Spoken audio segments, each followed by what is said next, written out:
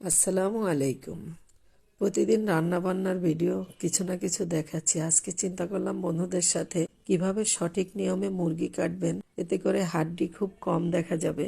তো সেই ভিডিওটাই আজকে শেয়ার করব। আমি বাজার থেকে একটা দেশি মুরগি কিনে নিয়ে এসেছিলাম। মুরগিটা কেনার আগে চিন্তাও করি না আমি যে এরকম একটা সারপ্রাইজ আমি পাবো, কিন্তু এটা আমার সারপ্রাইজ না, আমার কাছে খুব কষ্ট লেগেছে। মুরগিটা যদি আমি লাইভ অবস্থায় নিয়ে আসতাম, বাসায় পুষতাম, আমার কাছে খুব ভালো লাগতো। তো বন্ধুরা দেখুন, আমি মুরগিটা প্রথমেই কি করলাম, দাঁড়ার মাছ বরাবর থেকে যেভাবে রোস্টের মুরগির সাইজ করা হয় ওখান থেকে একটু ছাড়িয়ে নিয়ে টান দিয়ে খুলে ফেললাম। দেখুন ভাই, কতগুলো ডিম ভিতরে। আমার না এগুলো দেখে খুব কষ্ট লাগছিল, আর ভাবছিলাম যে আমরা আশরাফুল মাখলুকাত কতটা নির্দয়। তো যাই হোক, এখন দেখুন এই যে কিভাবে আমি মুরগিটা কাটছি। আমি কিন্তু এই যে লেগ পিস এবং থাইয়ের অংশটা যেভাবে কেটেছি, এই যে দাঁড়ার অংশটার সাথে কিন্তু কিছুটা মাংস রয়ে গেছে। আমি দ্রুত একটু কেটে নিয়েছি, কারণ ভিডিওটা অনেক লং হয়ে যাবে। তো আপনারা এটার মধ্য থেকেই আপনারা দেখে নিতে পারবেন। আর এভাবে যদি মুরগি কাটেন, তাহলে দেখবেন প্রত্যেকটা পিচের সাথে কিছু না কিছু মাংস থেকে যাবে। অনেক সময় দেখা যায় যে বাচ্চারা হাড্ডি খেতে চায় না, আমাদের কাছে অনেক সময় শুধু হাড্ডি ভালো লাগে না। তো প্রত্যেকটা হাড্ডির সাথেই কিন্তু মাংস আছে। দেখুন এই যে ভিতর থেকে গিলাটা বের করে সরিয়ে রাখলাম, পরবর্তীতে এটা পরিষ্কার করে আপনাদের ডিজাইন করে দেখাবো। পিত্তটাও কলিজার থেকে আলাদা করে নিচ্ছি। এই পিত্তটা যদি কোনোভাবে মাংসের সাথে লেগে যায়, সম্পূর্ণ মাংসটা তেতো হয়ে যাবে, তাই এটা সাবধানে ছাড়াতে হবে।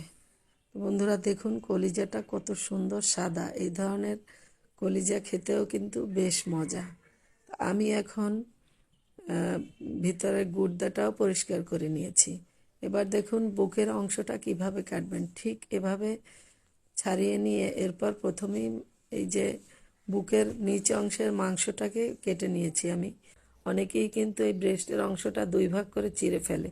আমি প্রথমে মাথার অংশটা নিয়ে দুই সাইড থেকে একটু কেচে নিয়েছি, এতে করে রান্নার পরে খুব সুন্দর একটা ডিজাইন হয়।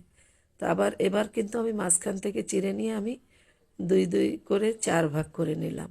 এভাবে মাংস কাটলে আপনি যখন রান্নার পরে সবাইকে পরিবেশন করবেন, পরিবেশন করতেও সুবিধা হবে। আর এই যে দেখতেই পাচ্ছেন, এটা খুবই ইম্পর্টেন্ট।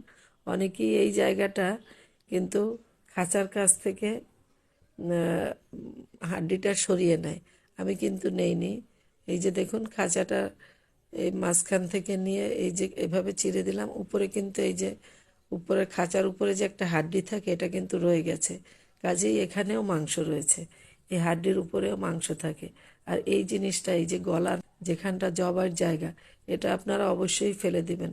এই জায়গাটা কিন্তু হারাম। আর এখন এই যে গিলাটা পরিষ্কার করে এনেছি, দেখুন এটা দিয়ে আমি এভাবে সুন্দর করে ফুলের মতো কেটে নিচ্ছি। অনেকেই আপনারা মুরগি কাটতে জানেন, সবাই জানেন না তা না। যারা আমার নতুন ভাই বোনরা আছেন, বোনেরা আছেন যে সদ্য বিবাহিত, আবার ভাইরা আছেন প্রবাসী, তাদের উদ্দেশ্যে আমি ভিডিওটা তৈরি করলাম। আমি কিন্তু এই মুরগির চামড়া, পাখনা এবং পা সব কিছুই এই মুরগির সাথে একত্রে রান্না করব। এটা আমার কাছে অনেক ভালো লাগে। আর এরকম তেলালা ডিমওয়ালা মুরগি কার কার পছন্দ, কমেন্টে জানাতে ভুলবেন না।